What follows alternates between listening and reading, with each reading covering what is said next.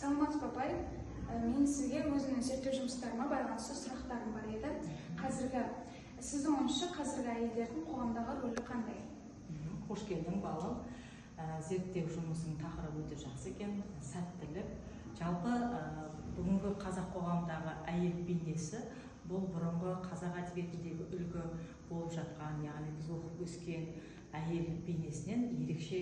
Ол кезде тек қана отбасының ұйытқысы болса, бүгінгі күні әйел азаматтары түрлі салада көшбасшы қызмет атқаруда. Олар біліммен басқаруда, өндірісте, медицинада, тағы көп салада өзінің басқарушылық қабілетімен, рухани бітім болмысының кеңдігімен, ақыл-ойының, пайым-парасатының жоғары деңгейде қалыптастыра алған, дамыта алған бейнесін көремін.